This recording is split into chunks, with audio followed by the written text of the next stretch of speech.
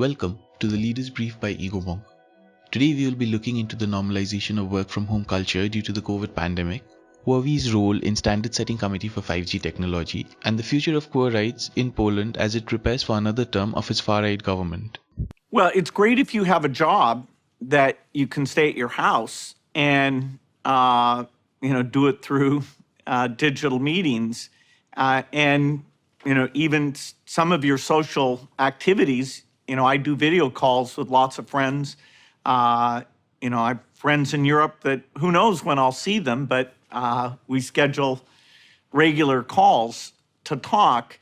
It's, just if you stay fairly isolated, you don't run much risk. And it's when you're getting together with lots of other people, either through work or socialization, that drives that risk.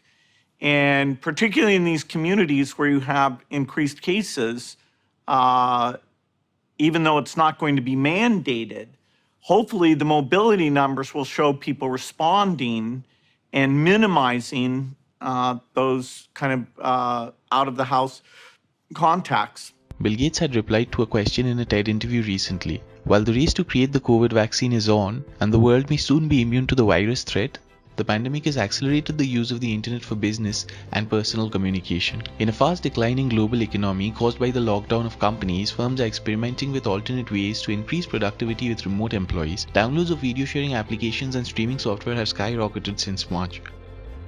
Look, we've seen unprecedented volumes. We are, to your point, critical infrastructure for working from home and the internet service providers that are servicing all of us who are trying to work from home. I'll give you some statistics. We launched both free cloud security offers and free WebEx offers. And in the first 24 hours of putting that offer out, we had 240,000 new users sign up. And this is a platform that, before this crisis was running 300 million users per month.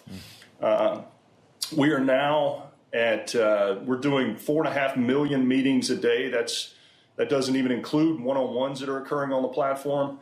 We're at 12 billion meeting minutes through March so far. And just to put it in perspective, in the United States, during any 1 hour period, we will do 100 million meeting minutes in just 1 hour in the United States right now. So we've seen incredible demand. Chuck Robbins, the CEO of Cisco, had mentioned in a March interview with Bloomberg. Several other companies dealing with network security and equipment have also experienced similar growth. However, whether their services would retain market share in the long run is something that is much more difficult to speculate. While things are unlikely to go back to as they were before post the pandemic, offices are likely to open up as mass social contact becomes devoid of infection risk. But for that to happen, it will take at least 1.5 years to 2 years. In such a scenario, it is safe to presume that work from home will become the default. Several professionals have realized that the work from home model fits perfectly well for their job requirements, and companies who can successfully maximize productivity through the new structure are making it the norm. Japanese technology firm Fujitsu is leading the way by recently declaring that it will halve its office spaces and allow its employees to work mostly on a remote basis. The company had said in a statement to the BBC that it will introduce a new way of working that promises a more empowering, productive, and creative experience for employees that will boost innovation and deliver new value to its customers and society. Twitter had announced a similar move in May, giving employees the option to work from home as long as they wanted to, and several other companies are now following suit. The most critical requirement for the work from home model is high-speed internet, and advances towards 5G cellular networks are creating a few ripples across the world, with Chinese telecom giant Huawei at the center of it. We're having a little squabble with China because we've been treated very unfairly for many, many decades, for actually a long time. And it should have been handled a long time ago, and it wasn't, and we'll handle it now. I think it's going to turn out extremely well. We're in a very strong position. We are the piggy bank that everybody likes to take advantage of or take from, and we can't let that happen anymore. That was the US president justifying the ban on Huawei equipment in May last year. Notably, Huawei is a global leader in innovation and technology for 5G networks. It has a lead of more than 30% over its nearest European rivals Nokia and Ericsson, and had been spearheading the development of 5G equipment. In China, telecom companies have already launched 5G services, and the Communist Party expects China to account for 30% of the world's connectivity with 5G adding $900 billion to its GDP by 2030. However, America's refusal to do business with Huawei due to China's government policies has slowed down progress in developing 5G networks in other countries. Huawei has been an essential part of discussions in setting standards for use and regulation of 5G, with US President Donald Trump modifying the ban to allow American stakeholders to meet with Huawei for consultations. More recently, the US has also announced repercussions for countries using Huawei equipment to develop their networks. This probably stems from US distrust against the Chinese government, as explained by FBI Director Christopher Wray at a Hudson University event. The greatest long-term threat to our nation's information and intellectual property and to our economic vitality is the counterintelligence and economic espionage threat from China. It's a threat to our economic security and, by extension, to our national security. As National Security Advisor O'Brien said in his recent remarks, we cannot close our eyes and ears to what China is doing. The US has also announced economic support for countries towards 5G development if they opt out of doing business with the Chinese firm. Complying with America's concerns, the UK and France have decided to phase out use of Huawei's technologies gradually. In the UK, Huawei has requested to stall the process of ousting its research units till the next elections. Telecom Italia, planning to build a core 5G network in Italy and Brazil, has also decided not to use Huawei equipment. The US imposed pressure creates opportunities for several other telecom equipment manufacturers to capitalize on the market. Apart from bigger firms such as Nokia, Ericsson and Cisco, smaller companies are also beginning to see the potential for growth.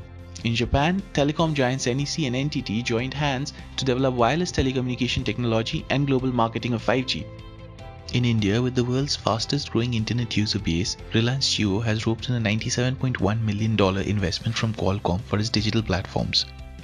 It said in a release that the partnership would help Jio roll out advanced 5G infrastructure and services for Indian customers. As countries around the world compete to dominate the technology and innovation space, Poland is on the brink of a civil rights crisis. It is preparing for a re-elected conservative government led by Andrzej Duda, whose right-wing Law and Justice Party is known for its denigration of the LGBTQ community and the judiciary. The victory will undoubtedly put more pressure on the already strained EU-Poland relationship. The College also agreed today on a new infringement procedure against the Polish government.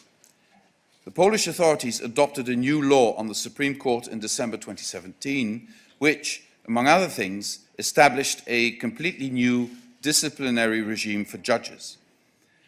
The main objective of this disciplinary regime is, as with the rest of the judicial reform, to systematically subject judges to the political control of the executive. They also targeted judges who referred requests for preliminary rulings to the European Court of Justice. All this has an obvious chilling effect on the activities of judges, and this is incompatible with the requirements of judicial independence as detailed by the European Court of Justice. The European Commission Vice President had said a year ago, and the European Commission had made a similar plea in 2017.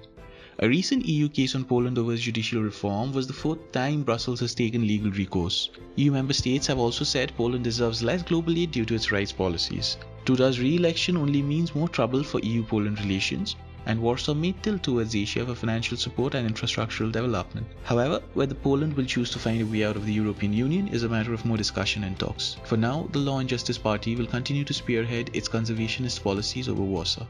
Thank you for listening. Tune into Ego Monk to stay updated on the latest happenings and the impact on global trade, technology, and innovation. Ego Monk helps you make sense of change. We are a global intelligence platform delivering asymmetric outcomes by bringing organizations closer to the communities they want to serve and the leaders they wish to influence. Visit our website insights.egomonk.com, that is insights.egomonk.com, to subscribe and make better and faster decisions today. If you wish to collaborate with us, then please email us at contact@egomonk.com.